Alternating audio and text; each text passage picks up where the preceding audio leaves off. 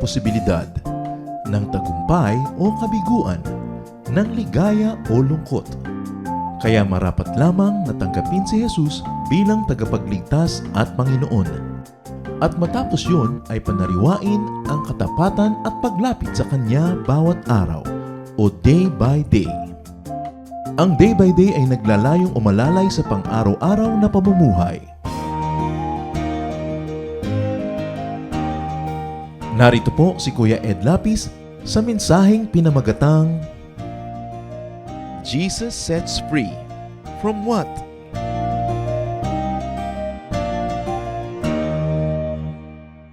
Religion can even be a needless burden. And what does the Bible tell us about Jesus? That Jesus is truth. John 14:6, Jesus answered, I am the truth. So the Lord is truth, and the truth sets free. John 8:32, then you will know the truth, and the truth will set you free. What are the finer points of freedom in Christ? Ang atin pong pag-aaral, Jesus sets you free. For what? Para ano? At pinalaya at pinapalaya tayo ni Kristo. Heavenly Father, we pray for a simple message that comes only from your heart. And may you silence us, may you still us. May you enable us, Lord, to have peace so we can be calm enough to hear your words. So we can be peaceful enough to process and think about your words. And we can be wise enough to make applications for our daily life from your word. Lord, we pray that you may speak powerfully, that every word that may be heard comes only from you. Use your servant as your footstool, as your tool, as your channel, but Lord, be the source of all blessings. We commit to you our time, and we pray that your word may be like beautiful seeds planted in our hearts. May our hearts be fertile ground for your word, where the seeds will take root, bear fruits for your glory and for our benefit. So, Father, may you enable us to enjoy serenity and peace. Payapain niyo po ang bawat puso. Turuan mo po kami maging panatag at kayo lang aming pagtuunan ng pansin. Kayo, Panginoon, ang maging tagapagsalita. In Jesus' mighty name, we reject all work of evil, all lies, all falsehood, and we even reject the presence of evil men and evil spirits. That, Lord, may you purify the motives of each one who are here today. And we pray that you may be above all, that your light may shine upon us.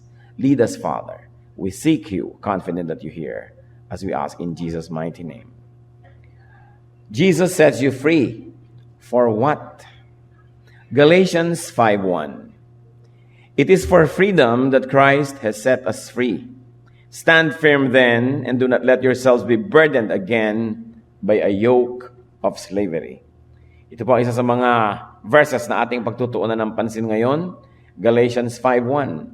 It is for freedom that Christ has set us free. Stand firm then, and do not let yourselves be burdened again by a yoke of slavery. So for freedom, Christ has set Christians free. Parang redundant. You were set free to be free. It is precisely for freedom that you have been set free. So the purpose of Christ's liberation is for people to be free, because people are not free before Christ becomes their liberator. Meron tayong ibang master. Nobody is totally free. Lagi tayong may amo, lagi tayong may master. Before Christ, it is the devil. Now that it is Christ, then he is the master, except that this master sets us free. And people are not free, therefore, without Christ. Psalm 146, verse 7, the Lord sets prisoners free. Ewan ko po kung marami sa atin ang nakaranas na mabilanggo. Nakaranas na makulong, makadena, hindi makalaya. That we are held against our will. Sometimes you are imprisoned by the bed. Hindi ka makabangon, may sakit ka.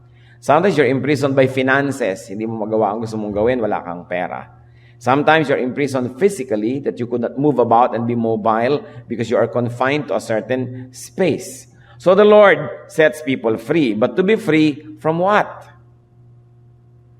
Galatians 5, 2-6. Itutuloy natin ang pagbabasa ng Galatians chapter 5. Mark my words, I, Paul, tell you that if you let yourselves be circumcised, Christ will be of no value to you at all. Again, I declare to everyone who lets himself be circumcised that he is obligated to obey the whole law. You who are trying to be justified by law have been alienated from Christ. You have fallen away from grace. But by faith we eagerly await through the Spirit the righteousness for which we hope. Faith, for in Christ Jesus neither circumcision nor uncircumcision has any value. The only thing that counts is faith expressing itself through love. Ano po ba yung context itong binabasa natin? There was a raging debate concerning non-Jewish men who have become Christians. Alam po natin na tradisyon ng mga Israelites, panahon pa ni Abraham, that the boys get circumcised. It's a surgical procedure done to set Jewish boys apart from Gentiles or non-Jewish boys. It is an act of, it's a ritual, no? And it is also a status that tells everyone that the Israelites were set apart for God from among the many peoples around them. Now, this surgical procedure, this very minute physical distinction has become a source of identity, pride, and even false sense of belongingness to God among God's people. Kaya meron ng mga circumcision yung mga Jewish boys, yung mga Israeli boys, ay dahil sila ang leader of the family and whatever ritual happens to them is parang the whole family, the whole clan, the whole tribe, the whole nation is part of it. But it was meant only as a reminder that they are separate and they are a covenant people na may usapan ng Diyos with their ancestors. Mamaya, yun nang mismo na state of being circumcised ang naging source nila ng pride na akala mo they're all made, they're all right just because of that minor surgical procedure. So kuminsan nawawala yung bisa at yung ibig sabihin. Now, conflict arose when Christianity was born. Ang religion po nila kasi is what many people call now Judaism, no? Yung religion ng mga Israelites. But obviously, when the Lord taught many things and His disciples processed and amplified those teachings, kinailangan kumambyo yung mga bagong mananampalataya from their previous very Jewish orientation to accommodate, to teach, and even to amplify the teachings of Christ na may mga pagbabago sa mga pamamaraan. That's why Christianity slowly became a distinct body of faith and religion and beliefs apart from Judaism. Although obviously yung Judaism dapat yung pinagmulan, siya yung foundation, siya yung root, pero kakambyo.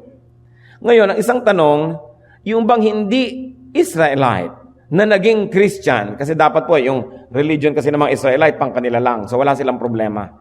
Pero nung itinuro ni Kristo that you will be my witnesses in Jerusalem, Judea, Samaria, to the ends of the earth, ibig sabihin lahat ng tao pwede at dapat na maging Christian. Paano yung mga hindi Hudyo? Paano yung hindi lumaki sa Israel? Paano ngayon yung mga men who were not circumcised? Yun ang problema. At nagkaroon ng maraming debate na dapat daw kahit matanda ka na, you should get circumcised pag naging Christian ka. Paul emphasized what? Hindi na kailangan yan. Ang kailangan is a circumcision of the heart. Paul teaches non-Jewish converts that if they depended on circumcision, Christ has no meaning to them. Meaning, dahil lang pala sa ginawa nyo, works nyo, ritual nyo, kaya kayo magiging Christian, hindi dahil sa faith nyo kay Kristo, di kayo na ang savior ng sarili nyo. Kaya nawawala ng ganda yung salvation through faith in Christ kung kakailanganin pang kambalan ng mga ritual o mga ginagawa nyo. And if a man would submit himself, sabi ni Paul, to circumcision for righteousness, then he must submit to all other regulations of Judaism. May logic naman siya. Sabi niya, kung kailangan pala magpa-circumcise kayo para kayo maging banal, para maging tama, di dapat sundin nyo na rin ang lahat-lahat ng tradisyon na itinuturo ng relihiyon na Judaism para kayo maging tama. Bakit selective lang at konti lang o isa lang yung pinagpipilitan nyo at iginigiit ninyo na i-implement, and that is circumcision. And Paul goes on to say that those who depend on their own acts, on their own righteousness, are actually alienated from Christ. From Christ's acts, from Christ's works, and from Christ's grace. What matters is not ceremonial acts, but true faith expressed through love. Nakikita niyo po yung point na ito. Sabi niya, hindi yang pwede mong gawin sa sarili mo, sa katawan mo, hindi yung ritual na yan, hindi yung dieta, hindi yung seremonya, kundi yung totoong pananampalataya na naniniwala ka na yung ginawa ni Kristo sapat para ka maligtas. Sapat na sapat. At patunay na mayroong faith, love. Sabi ganoon, it is genuine faith expressed through love that matters. So the enemy of this, the opposite, the prison, the chains of freedom of Christ, is tradition. Works. Meaning depending on oneself instead of Christ's grace. At marami pong pinaasahan ng tao. Ba't ka maliligtas? Kasi nagdadasal ako tuwing gabi. Kasi itong kinakain ko at hindi ko kinakain. Kasi ito ang suot ko pag Huwebes, pag Biyernes. Kasi itong ginagawa ko. In other words, siya yung Savior niya. Kaya pinapaliwanag na mabuti sa New Testament na hindi yung ginagawa mo ang nagliligtas sa'yo, yung pananampalataya mo sa ginawa ni Kristo. Na pag nananampalataya ka sa ginawa ni Kristo, yung ginawa niya ay parang ginawa mo na rin, yung benefit ng ginawa niya, ikaw ang makikinabang, you become righteous, not by works, but through faith in Christ. Ephesians 2:8-9, for it is by grace you have been saved, through faith. And this is not from yourselves, it is the gift of God, not by works, so that no one can boast. Not by works, so that no one can boast. And Galatians 5:13-15, you, my brothers, were called to be free. So balik tayo sa issue ng freedom. Kasi ine-emphasize lang yung freedom from circumcision, from ritual, or all the time things related to that. Sabi, you, my brothers, were called to be free. But do not use your freedom to indulge the sinful nature. Rather, serve one another in love. Marami kasi nagsasabi, ay hindi pala works ang nagsisave faith pala. Di pwede ko nang gawin lahat ng bad works basta may faith ako. Sabi, no. Do not use that freedom to indulge the sinful nature. Rather, serve one another in love. The entire law is summed up in a single command. Love your neighbor as yourself. Sabi, mahilig kayo sumunod sa law, pati mga issue ng circumcision, ng food, ng diet, ng buhok, ng suot, mahilig kayo. Bueno, isipin ninyo, ang tunay na kahulugan ng law is this, to love your neighbor as yourself. Di nga ba po, dahil do not steal, do not kill, do not commit adultery, do not covet, puro love for neighbor yan. Kaya yun ang essence. Sinunod mo man ang sinunod ang lahat ng detalye ng law, ang ending naman hindi ka pa rin loving, bali, wala. Kasi ang goal ng law is for us to love our brethren as we love ourselves. And to go on with Galatians 5, if you keep on biting and devouring each other, watch out, or you will be destroyed, not by the devil, but by each other. So people were and people are called to be free in Christ. Are you free in Christ? Yan ang tanong natin sa sarili. Free ba ako? O slave ba ako ng tradisyon? Slave ako ng ritual? Slave ako ng kung ano-anong paninalig? There should be freedom and people are to be free from needless traditions and beliefs. People should be free from dependence on and from the burden of works. Kawawa naman yung mga tao na napapaniwala na ang kaligtasan at ikabubuti ng kanilang kaluluwa ay nakasalalay lang sa kanilang performance. Kaya sila hindi pwedeng umabsent sa kanilang church service kasi pag dumating ang Panginoong Diyos during their church service at absent sila, puwera sila sa salvation. Nakaka-oppress naman yun that you always have to be there all the time dahil baka mapuwera ka. After 50 years ng ka-attend, minsan umabsent ka, doon pa. Bumalik si Kristo at yung simbahan nyo umakyat sa langit, nakasara ang pinto, nasa labas ka, puwera ka. Ang hirap naman nun. Yung lagi kang kailangang perfect, 30 years ka nagpakabanal, one day ka nagkasala, nung ka pa namatay bigla. Hindi ka na naman saved. Wala kang kapayapaan, wala kang peace. People who depend on works for salvation will never have peace. Kaya alam nyo kung bakit prosperous ang mga tinatawag na kulto? May mga tunay naman na church ni Lord na prosperous, syempre. Pero mas madali kumisang maging prosperous yung kulto. Alam nyo kung bakit, church? Kasi ang itinuturo nila, salvation by works. Kailangan magbigay ka ng magbigay ng magbigay ng magbigay kasi nakaasa doon yung standing mo sa langit. Hindi ka nagbibigay out of love but out of fear. Kailangan lagi kang present kasi baka mapuwera ka sa salvation minsang araw na absent ka. So lagi kang present hindi dahil eager ka for God's word kundi sa takot mo na lang na maiwan ka. Bakit discipline ang mga tao? Kasi pag nagalit sa iyo yung leader o yung komite, pinatalsik ka, burado na rin ang pangalan mo sa langit, hindi ka nakasali. So nagbe-behave ka not because of the spirit within you which controls wrong behavior, but for fear that you might be expelled. So puro ka fear. Kaya nakikita niyo po yung mga kulto ko minsan bigla-biglang yumayaman na lamang kasi pinapapirma ang lahat ng kanilang miyembro. Pag namatay ka, ipapamana mo sa church ang lahat ng property mo. Sukdang, meron kang vow of poverty. O pag nag-vow of poverty ka ngayon at naging miyembro ka nila at naging kang committed sa isang very special group, ang lahat ng mamanahin mo sa magulang mo, mamanahin na nung sinalihan mong relihiyon. So ikaw, you will be poor, may vow of poverty, pero yung church dapat rich. Saan ka naman nakakita ng ganong klaseng vow of poverty, yung tao lang naging poor. No? Pero yung institution becomes rich. So, ginagamit ang tao, bina-blackmail, tinatakot. Kaya dasal lang dasal. Sukdang umuha pa ng mga taga-dasal at kasama sa dasal, kasi ang dasal may points. So, puro na lamang ito, pamimressure, natatakot ka. Pero ang sabi ni Lord, my peace I give to you. Not as the world give do I give. In other words, kung nabubuhay ka sa takot, hindi yan ang peace ni Lord. And you know there can only be peace when it comes to salvation. When you know that your salvation is dependent on the Lord's work, not your work. That is based on your faith in Jesus, not your performance. Ngayon, kung meron kang tunay na faith, you're expected to have very good performance, but your salvation is not dependent on that.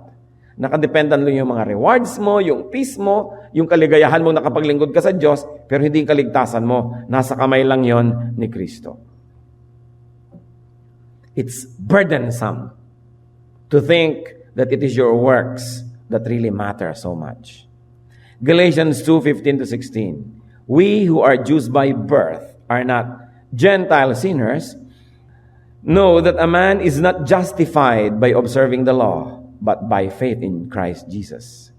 So we too have put our faith in Christ Jesus that we may be justified by faith in Christ and not by observing the law. Because by observing the law, no one will be justified. So kung ang iniisip mo lang daw circumcision, diet, costume, works, sacrifice, gawin mo man lahat, kulang, hindi ka pa rin masisave. Sayang lang. So umasa ka na lang sa perfect work of Christ, have peace about that, and then do your best, not to earn your salvation, but to express your gratitude to God for your salvation. This, being a new teaching, could be misunderstood and abused, lalong-lalo nung panahon nila Paul. Kasi nasanay na yung mga Jews na puro works. Lumayo sila ng lumayo sa original teaching. Kaya nung ibinalik ni Kristo, sabi niya, you have heard that it was said A, I'm telling you it is B. You have heard that it was said B, no, I'm telling you it is C. Hindi naman pinalitan ni Kristo ang Word of God ibinalik lang niya sa dati dahil sa haba ng tradisyon ng Israel, sila nagpalit. Nagmumukha tuloy si Kristo ang nag-iba. Iniba nila dahan-dahan, kaya nung ibinalik, mukhang iniba ni Kristo, pero ibinalik lang sa dati. Pero, mga kapatid, kung atin pong nanamnamin ang central message ng pinag-uusapan, ganito lang. Do not use your freedom to indulge the sinful nature. Bakit yung iba? Kung mo by works ang salvation, so ipagdasal mo ako, uupa pa ng tagadasal para yung mga kasalanan ko mabayaran kahit hindi ako nagbabago. O may gagawin akong masama, pero meron naman akong suhol, meron akong bayad, meron akong ganito, meron akong donasyon, nagagamit yung works sa negative way. Nai-indulge ang sinful nature. At sasabihin pa ng iba, free naman tayo in Christ, eternal naman pala ang salvation, pwede na tayong magkasala. I don't think that this idea will come from the mind and the heart of a genuine believer. Because whoever is in Christ is a new creation. Our desire is to please God, not to take advantage of His goodness and kindness. Those who understand salvation by faith will have freedom from ritualistic religion. They will have freedom from sacrificial work. And this freedom from ritualistic religion can give one much time for many other things. Isipin ninyo, pag sinabi ng Panginoon na, free na kayo from ritual, hindi salvation by works, hindi points by sacrifice. Therefore, now you have freedom from so much work. Kung hindi nyo na kailangang mag-ritual ting ganitong oras, ilang beses isang araw, hindi nyo na kailangang magpunta sa malalayong bayan, mag-pilgrimage para mapalapit lamang sa Diyos o magkaroon ng points. Hindi nyo na kailangang sugatan ng inyong sarili, saktan, ipako, hampasin. Hindi nyo na kailangang mag-ora-orasyon na sobrang nakakatali sa inyong oras. Hindi nyo na kailangang mag-observe ng sobrang strict dietary law na wala nang ginawa ang buhay nyo, kundi alin ang kakainin ko, alin ang hindi, anong tamang procedure, alin ang hindi. Therefore, you will have freedom to do many good things. This is the heart of the matter. And this freedom should not be misused.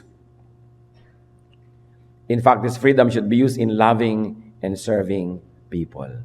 Kaya sabi, love, serve one another. The entire law is not about needless sacrifices and ritual. The entire law is about loving people as one's own self. The law is for loving. Yun ang importante. Yung iba sa ulo ang laws of God, tapos hindi naman loving, di baliwala. Sa ulo yung mga katuruan, yung mga utos ng Biblia, pero hindi naman loving, baliwala. Sapagkat pag susundin ang lahat ng utos ng Diyos, isa lang ang ending, nagiging mapagmahal tayo sa ating kapwa. Siyempre, nagiging mapagmahal tayo sa Diyos, una na yon. Kasunod, nagiging mapagmahal tayo sa ating kapwa. Sabi, stop destroying each other.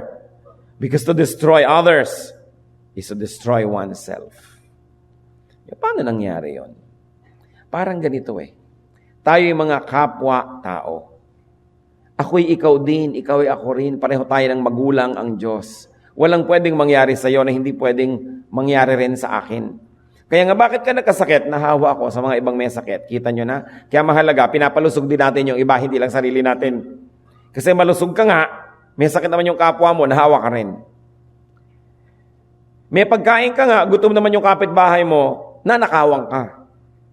May pera ka nga, wala naman pera yung kapwa mo, nanakawang ka rin niya, baka patayin ka pa. Kaya mahalaga, hindi lang pinapasaya ang sarili, ang iba rin. Hindi lang pinapakain ang sarili, ang iba rin. Hindi lang minamahal ang sarili, ang iba rin. It's like, how can you harm the planet Earth without harming yourself? May iba ka pa bang pwedeng tirhan? May iba pa ba tayong tahanan? Yung mga iba, kung magtapon ng mga dumi sa ilog, akala nila pag inanod ng ilog at malayo na sa bahay nila yung dumi, okay na ang buhay nila. Hindi nila alam, it's still on the same planet. Maapektuhan pa rin tayo nun. Akala nila pag may sinunog silang mga basura na mga pollutant, kung naging hangin na, hindi na nila kita, okay na sila. Kaya mamaya, malalanghap nila, sila rin itong may sakit sa baga. Akala nila kung nakakalusot sila sa mga hindi pagsunod sa batas, pwede na, pero hindi na alam, lalong gumugulo ang buhay sa lungsod, sa mga bayan-bayan, apektado rin sila. There is nothing that can happen to your fellow man that will not happen to you, directly or indirectly. Kaya sabi sa Galatians 5:15, if you keep on biting and devouring each other, watch out, or you will be destroyed by each other. Walang miyembro ng pamilya na hindi pwedeng may gagawing masama sa kanyang miyembro rin, sa kanyang kamiyembro sa pamilya, na hindi rin siya madadamay. Hindi mo pwedeng gawa ng masama ang iyong church na hindi ka madadamay. Nagpapalusot ka, ang kuripot mo sa church, ikaw din ang madadamay. Mamaya, wala ng mga pangtustos sa mga gawain, pati ikaw na disadvantaged. Wala kang pwedeng i-contribute positively to your family, to your church, to your country, na hindi ka rin magbe-benefit. Kaya yung selfishness is a form of ignorance. Truly enlightened people are not selfish. Because they know that they keep only what they give away and that they lose what they attempt to selfishly keep for themselves. Therefore, wise people do not join demolition jobs of other people. Wise people will always want to be constructive and helpful. May tinulungan ka na taniman mo ng mabuti, the least that will happen is that hindi ka niya gagawa ng masama. And the best that can happen is suklian niya ang iyong kabutihan. Pero sumukan mong gumawa ng masama sa kapwa, the best that can happen is hindi ka niya gantihan. But the worst is pwede ka niyang gantihan. So it is always very advantageous to be good. Kahit sa Bible, sinasabi, if you're making an offering on the altar and remember that your brother has something against you, siya ang galit, ha? Sabi niya, leave your gift on the altar, first be reconciled with your brother. Then go back and make your offering. Bakit? Sasabihin niyo, siya naman yung galit siyang may problema, bakit ako ang kailangan makapag-reconcile? Hindi niyo ba alam na bawat taong galit sa inyo is a threat? So, hindi lang yung galit ako sa tao, therefore, hindi ako papagpalain ng Diyos, kaya dapat makipagkasundo ako. Makikipagkasundo ka rin dun sa galit sa'yo. Kasi yung galit sa'yo ang maaaring gumawa ng masama sa'yo. So, sa pakikipagkasundo mo, sa iyong pagbababa ng loob, sa iyong pakikipagmabutihan, in the end, you will also reap good fruits. Lahat ng inuutos sa atin ng Diyos para sa ating kabutihan. Hindi para tayo maging kawawa o maging lugi. So it's important, never destroy others. Part yan ng ating pinag-uusapan na, why are you free? So you can love. The ministry of Jesus Christ is to set people free. First of all, from sin, from the power and from the presence of sin. The ministry of Jesus Christ is meant to set people free from needless burdens, the burdens of tradition, ritual, belief, from oppressive and burdensome work, so that they can love, so that they can serve one another. In other words, the ministry of Jesus Christ is to set people free so that they can serve one another. Kung dating meron kayong relihiyon na required kayong magdasal ng kahaba-haba, ito ang gagawin mo pag Huwebes, pag Biyernes ito, pag umaga ito, pag hapon yun. Ito ang hindi mo pwedeng kainin, itong dapat mong gawin, itong mga sakripisyo mo. Tinanggal lahat ni Kristo and you are free to serve. That's why it is important. Pinapalaya tayo ng Panginoon para marami tayong energy, marami tayong oras, marami tayong resources para ipaglingkod sa kapwa. 1 John 4:20-21. If anyone says, I love God, yet hates his brother, he is a liar. For anyone who does not love his brother whom he has seen cannot love God whom he has not seen. And he has given us this command, whoever loves God must also love his brother. Ano kaya ang kaulugan nito sa ating sariling buhay? Sinasabi natin, I love you, Lord, pataas-taas pa ng kamay. Pero sabi niya, totoo, love your brother first. Kung yung Diyos na hindi mo nakikita, sasabihin mong iniibig mo, paano mangyayari yun? Kung yung tao nakikita mo, hindi mo mamahal, yung pabang di mo nakikita. Matthew 25:40. The king will reply, I tell you the truth, whatever you did for one of the least of these brothers of mine, you did for me. So once more, the Lord is emphasizing, you love me, love others. Because the best way to love me is to love people. Una, natutuwa ang Diyos pag minamahal natin ng tao. Pangalawa, paano mo naman mamahalin ng Diyos? Maaabutan mo ba siya ng kape? Mapapahiram mo ba siya kung siya nagigipit? Pagtatanggol mo ba siya sa kapihan? No. Pero gusto nating mahalin ng Diyos, gawin natin lahat yung mabubuting yon sa kapwa-tao sapagkat para ng ginawa natin para sa Kanya. God doesn't need us, but people do need us. And when we attend to those needs of people, we're actually attending to the Lord Himself. Kasi creation niya yun, mahal niya yun. Wala kang pwedeng gawin doon sa tao na yun na hindi siya ang masasaktan kung pangit ang iyong ginawa at hindi siya ang matutuwa kung maganda ang iyong ginawa. So, huwag niyo nang hanapin ng Diyos sa ibabaw ng mga bundok, sa pusod ng mga dagat, kung paano siya paglilingkuran. Paglingkuran ng kapwa. Yun ang pinakamadali, pinakamabisa, at itinuturo naman ng Panginoon. John 13:34-35, "A new command I give you, love one another. As I have loved you, so you must love one another.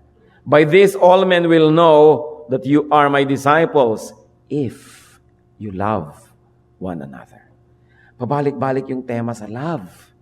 Hindi knowledge, hindi doctrine. Yung iba talaga will go to World War III for doctrine, pero unloving. Love is the proof of good doctrine. And Romans 13:8, "Let no debt remain outstanding, except the continuing debt to love one another. For he who loves his fellow man has fulfilled the law." Ganun pala yun. Pag nagmamahal tayo sa ating kapwa, minamahal natin ang tao sa paligid natin, sinusunod natin ang utos ng Diyos. Yun talaga ang utos.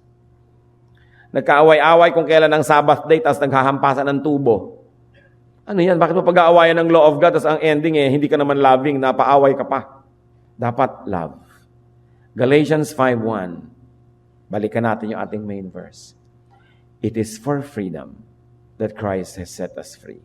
Stand firm then, and do not let yourselves be burdened again by a yoke of slavery." It is freedom from needless burden that Christ gave, so we will be free enough to serve. Meron po bang tao na napalaya na babalik pa sa kulungan? I don't think so. Na siya ay matino pag ginawa niya yun. Pinalaya na tayo sa needless religious ritual. Pinalaya na tayo sa kung ano-anong mga dietary laws, sa mga kung ano-anong ritualistic demands ng religion. Aanin nyo ngayon ang dami nating free time. Dapat huwag nang bumalik sa slavery. Those who do not live in freedom will revert to slavery. So nagkaroon tayo ng maraming free time, gamitin sa mabuti, sapagkat pag hindi natin ginamit sa mabuti, we will find ourselves busy again, may panibagong amo, but this time, gumagawa ng mali. Be free to love in your heart, in your mind. Sabi, you must be free to love. Free ba tayo to love? Pag iniisip natin gusto kong mahalin ang aking kapwa. Be free to love in action, in words, in deeds. Gaano karami sa inyo na mabuhay pa ang mga magulang nyo? Bakit ako nga, sino sa inyo mga buhay pa ang mga magulang? Yan, nandyan ang inyong mga magulang, tatay, nanay. Nasabihan nyo na ba ang magulang nyo na mahal ko po kayo, I love you? Nasasabihan nyo ba yon? Yung hindi pa nagsasabi, ito yon. You must be free to love. You must be free to say that you love. Ba't yung iba parang kinikilabutan? Sasabihin ko sa daddy ko, I love you. Naku. Pero nakakasagot, Nakakasagot ng pabalang-balang sa magulang, kaya, hindi nahihiya. Nakakapagsalita ng pangit sa magulang, hindi naliliit. Pero yung magsasabing I love you, hindi makaya. Pag hindi nyo makaya, dalawa lang yan. Talagang wala kayong love o hindi kayo free. Kaya sabi, you are set free by Christ to love.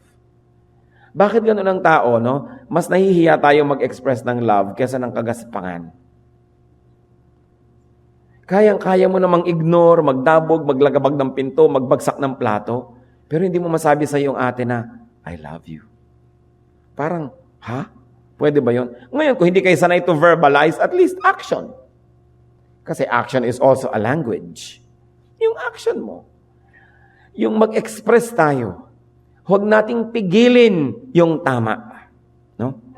Hindi nating pinipigil yung mag-express tayo ng positive emotion. Do not be shy. Do not be embarrassed to love and to express love.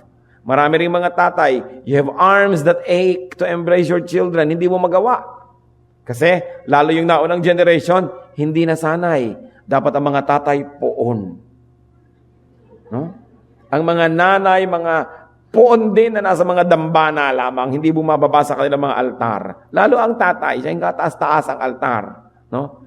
Gusto na sabihin, anak, ginabi ka, nag-alala ako. Ang gagawin, papagalitan yung anak mo na ulo hanggang paa. Bakit ka ginabi? Pero ang totoo noon hindi lang masabi na nag-alala ako nung wala ka. Love na love kasi kita. And because we don't have the capacity to express love, humahanap ng ibang expression, nagiging sermon.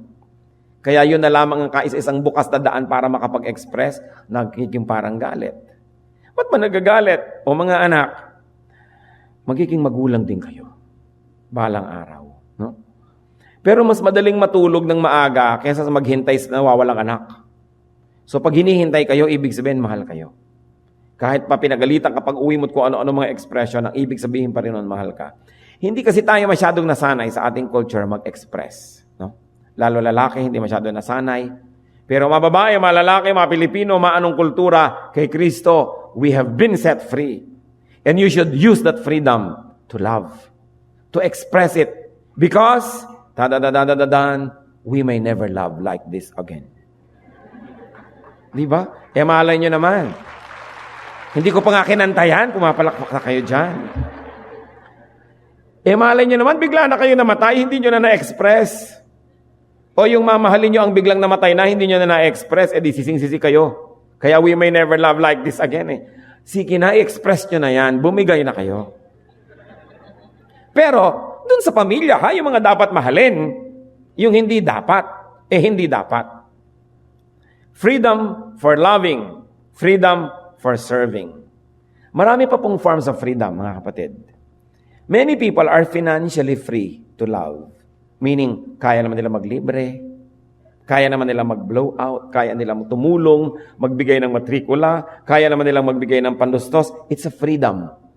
Do you know why you are free financially? So you can love. God is a God of mathematics. Bakit kayo binibigyan ng sobra sa need nyo? Para you will be free to help others who are needy. Yun. There are people who are occupationally free. Mas marami silang oras. Hindi sila alipin ng 8 to 5 o ng shift o ng trabaho. It means more is expected of us to be loving, to be here, to be there, to attend to the needy, to give counsel, to pray, to rejoice with those who like to rejoice. Kung wala kayong amo, self-employed kayo, marami kayong freedom and flexibility, hindi yan aksidente. Meron kayong ministry so that you will be free to love. There are people who are socially free, meaning, hindi sila mahiyain. They can talk with anybody. Pwede silang makihalubilo kahit kanino. They are equipped. They have communication skills. They are presentable. They have no inferiority complex. Then, why are you free? You are free to love. So that you can talk to anybody about Christ and Christ's goodness and love and salvation. So that you can go anywhere and talk to anyone about the goodness of God. Yun ang mission. Hindi pupunta ka kahit saan para chumismis, makipagdaldala ng walang mga kapararakan, mga walang kwenta. That freedom must be surrendered at the feet of Christ because it is Christ who sets you free. And you are set free to love. There are people who are intellectually free. Kayang mag-isip ng malinaw, kayang magpaliwanag, kayang magturo. That freedom must be used to love, to teach people about Christ. And of course, nearly all of us, if not all, are physically free. We can talk. Therefore, we must use our speech to love, to talk about the love of God. We can go places. We can call people. We can move about to serve. Why are you free? To serve. Why does God want us to serve? Because even Jesus Christ served. The Son of God came to serve and not to be served. So if Christ is a servant, Christians expectedly will be happy servants. Ano po ang freedom nyo? May napupuntahan kayo, hindi napupuntahan ng iba. May kilala kayo, hindi ko kilala. May makikinig sa inyo na hindi makikinig sa akin. That is your freedom. That freedom must be used to love. Dati kayong nakatali sa bahay, nag-aalaga ng maliliit na bata, naglakihan na sila ngayon, meron na kayong freedom. Aanin nyo na yon. Ginamit nyo na yung oras yun to love your family. Ngayon, sino naman ang iba pang family that needs to be loved? Meron ng freedom. Lalo yung mga retired na, hindi na sila fully employed, hindi na sila nakatali, meron kayong bagong freedom. Aanin nyo yan, aantayin nyo na lang si kamatayan? Siyempre hindi. The Lord set you free so you can serve. It is Christ who sets us free. What is your area of service? Saan tayo area dapat umibig pa? To love people. Marami sa inyo, binigyan ng Lord ng kotse. O saan nagpupunta ang kotseng ito? Kung saan saang dilim pumaparada. Dapat ginagamit para sa paghahalid ng salita ng Diyos sa pagsaserve sa Panginoon. You were set free, you become mobile. Binigyan tayo ng mga cellphone. Alam niyo naman ang Pilipinas, texting capital of the world. Pamisa-misa nagiging capital naman tayo, ano? O ano naman ang pinaglalalagay at dumadaan sa text na yan? Mga kuno-ano lang na kumain ka na ba? Mga birong, mga walang katuturan? O ginagamit ba natin to encourage people? To send prayer texts, reminders, encouragement. Remember, every tool comes from God. It must be used to glorify God. Hindi yung pera mo, gamit mo, kotse mo, ginagamit mo palalo para magkasala. Dapat bawiin ng Diyos yan. Kasi baka mas matino ka pa kung wala. Kasi kung nagkakaroon, nababaliw. Talent is a freedom. Isipin nyo, kakantahin ko na sana yung We May Never Love Like This Again. Paano ko makakanta na mamalat ako, tsaka baka sintonado pa yan. Pero yung mga ibang tao, di ba, they have complete command over their vocal cords. Kung makakanta, ang ganda-ganda. Kung humugot ng mga nota, para naghihilot ng pilay. No? Ang mga boses nila. O saan ginagamit? Dapat kantang makalangit. Kanta para sa Diyos. Kanta to comfort. Kanta to love one another. Hindi mga kanta ng mga pataas-taas, pababa-baba. Na ano ba yung mga tataas-taas at bababa-baba na yan? Diba? Kailangan gamitin ang talent para sa ikaluluwalhati ng Diyos sa ating buhay. Hindi yung mga hidden, coded sexual messages. No? Kaya, inaano nyo ang inyong freedom. Itaas nyo ang mga kamay nyo, mga kapatid. O, igalaw-galaw. You're free to move. O, inaano nyo ang kamay na yan, hindi ba? Paglingkod. Ang mga bibig, magsalita ng tama, magpatotoo.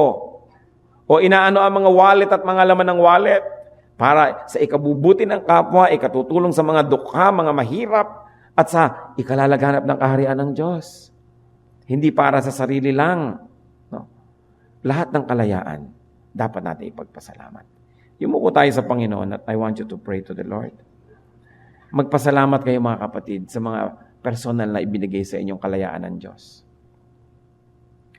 Is it financial, occupational? Is it social, intellectual, physical freedom? What is it? Thank God that you are free. And dedicate this to the Lord. Italaga natin sa Diyos. Ibigay natin sa Kanya. We are set free to love. Spend some time in personal prayer.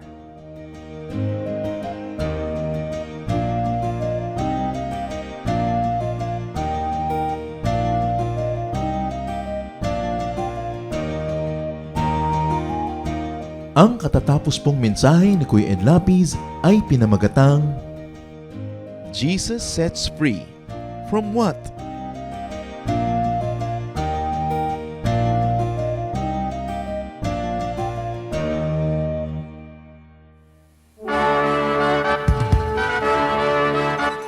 Halina't sama-samang sumamba at magdiwang sa Day by Day Jesus Celebration kasama si Kuya Ed Lapiz. Bulwagan ng Panginoon PICC, one Sunday a month, Philippine International Convention Center, Rojas Boulevard, Pasay City. All other Sundays sa mga day-by-day mini-bulwagan ang pagtitipon. Para sa buwan ng Oktubre, gaganipin ito sa October 6, 2024.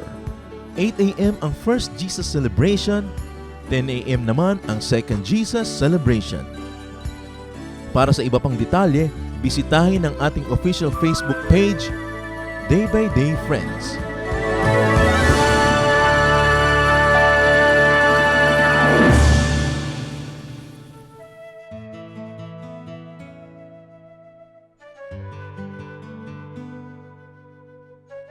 Bakit bayani ang turing kay Lapu-Lapu? Siguro maganda muna na ating bigyan ng kahulugan ano ba yung bayani. Sa oras ng kagipitan, pagka sinasakop ang iyong bansa, yung ikay pumatay o mamatay para sa iyong bayan, kabayanihan. Sa oras naman ng kapayapaan, yung ikay maging mahusay na mamamayan, mabunga, masipag, masunurin sa batas, iyon ang bayani. Maraming uri ng kabayanihan at yung kay Lapu-Lapu kaya kinikilalang una sa mga nagtanggol ng dangal ng bayan laban sa mga banyaga na gustong sumakop dito. At dumating si Magellan sa Mactan hindi naman para makipagkaibigan, kundi para sakupin ito at paluhurin sa hari ng Espanya. Kaya ang ginawa ni Lapu-Lapu, ipinagtanggol niya ang dangal ng kanyang lahi, ng kanyang bayan, at nakidigma. Hindi lang sila lumaban, nanalo, sapagkat umatras sa mga Kastila at napatay nila si Magellan.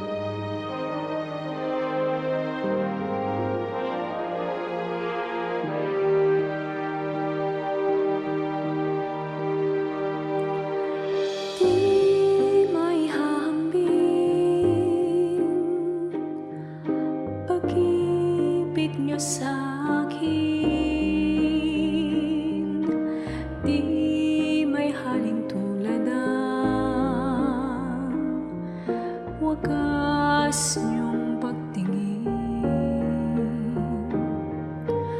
ang iyong pagmamahal, sadyang walang hadlang, wala sa kalagayan at katayuan.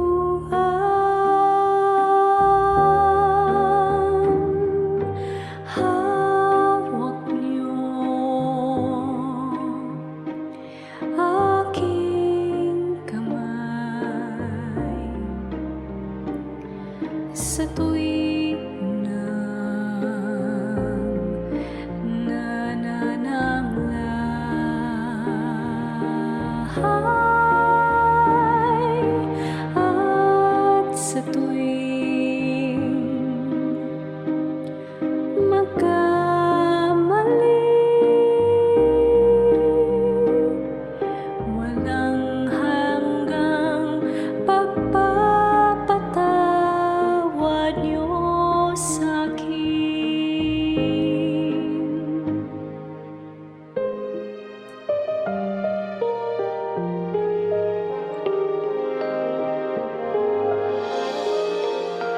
Di may hahambing pag-ibig niyo sa'kin, di may halin tulad ang wagas niyong pagtingin, ang iyong pagmamahal, sadyang walang hadlang, wala sa kalagayan at katayuan.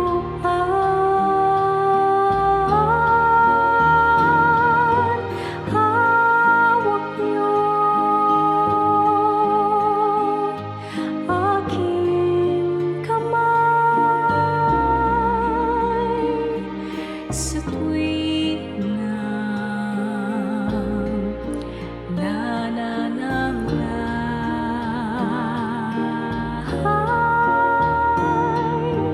at sa tuwing magkamali,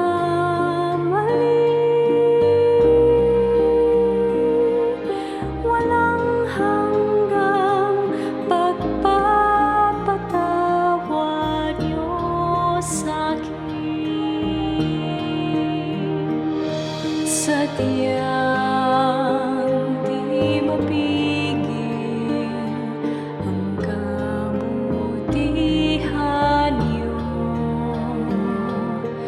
kahit tumigil pag-ikot ng mundo. Sa'king kahinaan, di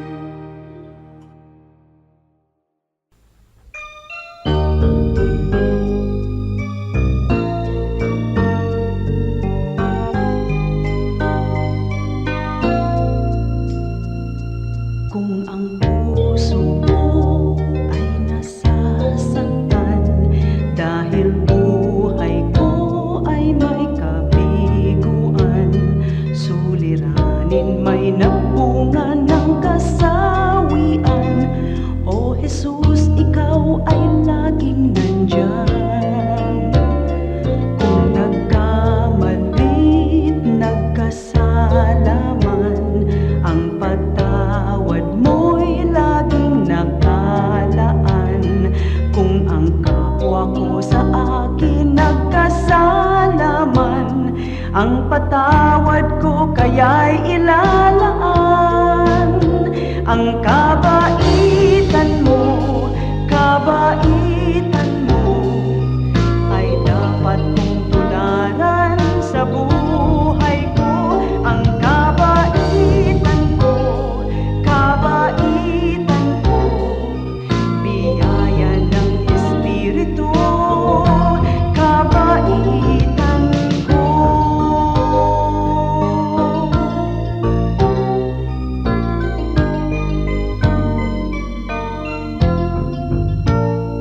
Kung nagkamali't nagkasala man, ang patawad mo'y laging nakalaan.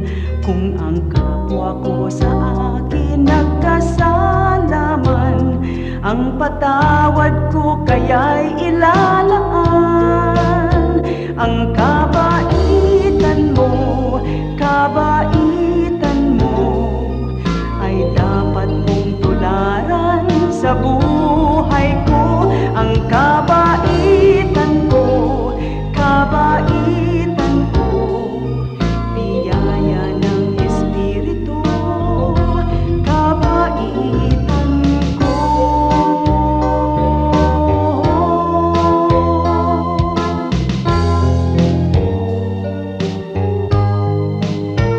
Ang kabaitan mo ay dapat kong tularan sa buhay ko. Ang kabaitan ko, biyaya ng Espiritu.